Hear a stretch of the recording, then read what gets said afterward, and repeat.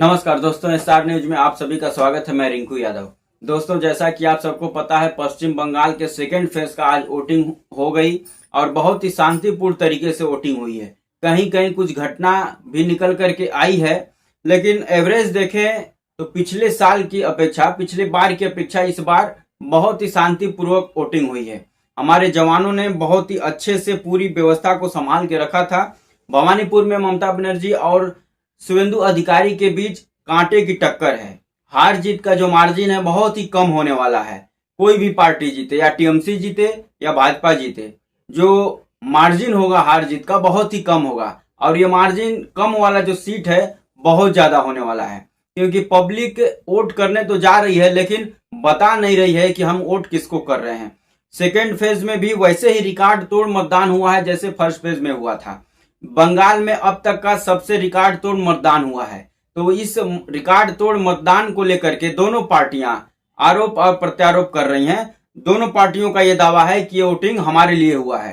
Bharatiya Janata party का यह दावा है कि ये रिकॉर्ड तोड़ जो मतदान हुआ है पश्चिम बंगाल में, ये इस 15 साल के टीएमसी सरकार को उखाड़ के फेंकने के लिए हुआ है। तो वहीं टीएमसी ने यह आरोप लगा रहा है कि जो ये रिकॉर्ड तोड़ मतदान हुआ है पश्चिम बंगाल में अब तक का, ये मतदान लोगों का गुस्सा है भारतीय जनता पार्टी के खिलाफ। जिस प्रकार से एसआईआर के लाइन में लोगों को लगवाया गया, पेपर ढुड़वाया गया, कुछ लोगों का तो नाम काट दिया गया, ये गुस्सा है। ये टीएमसी का आरोप है कि ये गुस्सा है भारतीय जनता पार्टी और केंद्र सरकार के विरुद्ध में। इसलिए लोगों ने इस बार भारी मात्रा में मतदान करके भारतीय जनता पार्टी को सबक सिखाना चाहते हैं।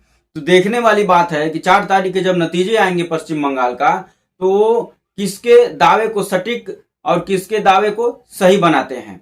वही पश्चिम बंगाल की जनता बहुत ही चालाकी के साथ शांतिपूर्वक जाकर के वोट करके आ गई है। दोनों पार्टियां एक दूसरे पर जो है कि निशाना साध रही हैं। भवानीपुर में शुवेंदु अधिकारी को कुछ टीएमसी के कार्यकर्ताओं ने चोर चोर का नारा लगाते हुए उनको खदेड़ने की कोशिश की। तो वही शुवेंदु अधिकारी ने भी गाड़ी से उतर करके उन टीएमसी के कार्यकर्ताओं के सामने जय श्री राम का नारा लगाने लगे। तो वही टीएमसी के जो कार्यकर्ता थे वो जय बांग्ला के नारा लगाने लगे।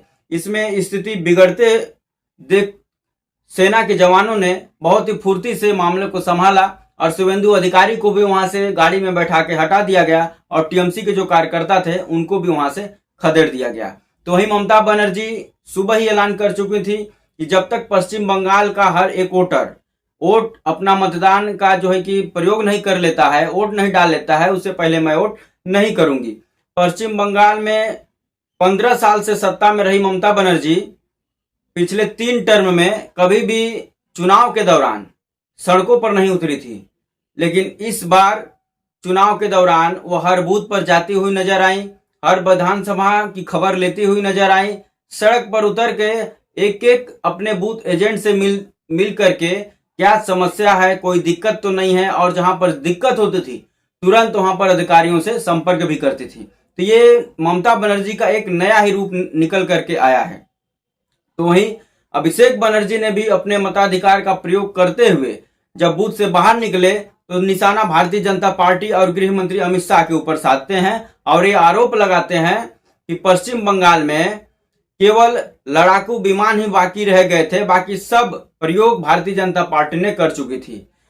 सीधे सीधे अमित शाह के ऊपर निशाना साधते हुए अभिषेक बनर्जी ने कहा कि जिस प्रकार से पश्चिम बंगाल में सेना को उतारा गया था, टैंक उतारा गया था, इतनी दुरुस्त और चुस्त व्यवस्था की गई थी, ये सब चीज तो भारत सरकार को बांग्लादेश और पाकिस्तान के खिलाफ करना चाहिए था, लेकिन भारत सरकार ने ये सब चीज का प्रयोग जो है कि बंगाल के खिलाफ किया है।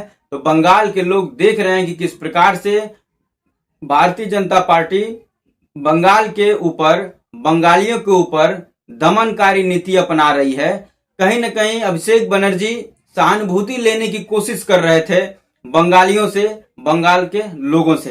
तो वहीं भारतीय जनता पार्टी ने पलटवार करते हुए यह आरोप लगाया कि जिस प्रकार से तृणमूल ने गुंडागर्दी करते हुए 15 साल से वोट को लूट करके सरकार बना रही थी, इस बार न वो वोट को लूट पा रही है, ना ही बूथ को लूट पा रही है, ना ही टीएमसी का गुंडागर्दी चल रहा है। इसलिए शांतिपूर्वक मतदान हो रहा है और बंगाल की जनता इस गुंडागर्दी सरकार को, इस ममता सरकार को उखाड़ के फेंकने के लिए मतदान कर रही है।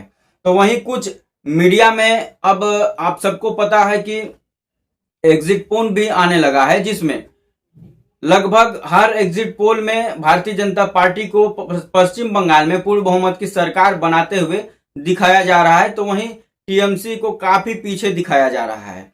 लेकिन ये सिर्फ एक अंदाजा है, जो असली नतीजा आएगा वो 4 मई को ही आएगा। क्योंकि पश्चिम बंगाल में आप सब लोगों ने देखा होगा कि किस प्रकार से पत्रकारों ने घूम घूम कर लोगों से उनकी राय जानने की कोशिश की, लेकिन पश्चिम बंगाल की जनता ने बड़ी चालाकी से उसके सवालों को टालते हुए आगे बढ़ जाती थी। और आज मतदान के दिन भी कुछ पत्रकारों ने बूथ पर पहुंच करके लोगों से जानना चाहा कि आखिर ये जो भारी मात्रा में मतदान हो रहा है किस पक्ष में हो रहा है, क्या सरकार को बदलने के लिए हो रहा है या सरकार को रिपीट करने के लिए हो रहा है। लेकिन 55 से 60% जनता ने कुछ बताया ही नहीं, पत्रकारों के सवाल को टालते हुए आगे बढ़ जाते हैं। तो कहीं न कहीं बड़े बड़े जो राजनीतिज्ञ हैं उनको भी समझ में नहीं आ रहा है कि ये जो भारी मात्रा में मतदान हुआ है पश्चिम बंगाल में फर्स्ट और सेकंड फेज में मिला करके, आखिर ये हुआ किस लिए है। क्या परिवर्तन के लिए हुआ है या पिछले 3 बार से भी अधिक बहुमत के साथ पश्चिम बंगाल में फिर से मुख्यमंत्री बनेंगी ममता बनर्जी। ये तो आने वाला 4 तारीख को ही क्लियर होगा।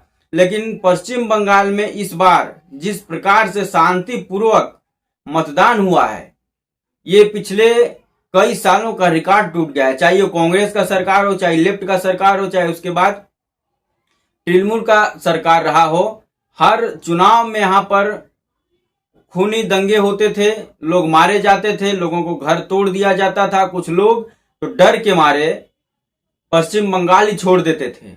लेकिन इस बार जिस प्रकार से शांतिपूर्वक मतदान हुआ है और भारी मात्रा में मतदान हुआ है, इसका रिजल्ट 4 तारीख को समझ में आएगा कि क्या पश्चिम बंगाल के लोग ममता बनर्जी के 15 साल के शासन से तंग आ चुके थे। क्या ममता बनर्जी पिछले 15 साल से वोट को लूट के सरकार बना रही थी, या पश्चिम बंगाल के लोगों ने ममता बनर्जी को चुन करके सरकार में ला रहे थे। इसका भी नतीजा 4 तारीख को आएगा तो क्लियर हो जाएगा। तो दोस्तों, आप सबकी क्या राय है? क्या पश्चिम बंगाल में एक बार फिर ममता बनर्जी की पार्टी सत्ता में आ रही है, या जो भारी मतदान हुआ है, जिसका दावा भारतीय जनता पार्टी कर रही है कि भारी मतदान 15 साल के कुशासनी सरकार ममता बनर्जी को उखाड़ के फेंकने के लिए हुआ है? कमेंट करके जरूर बताएं। वीडियो अच्छा लगे तो लाइक कर दें, चैनल पर अगर नए हैं तो सब्सक्राइब कर दें और शेयर करना ना भूलें। जय हिंद, वंदे मातरम।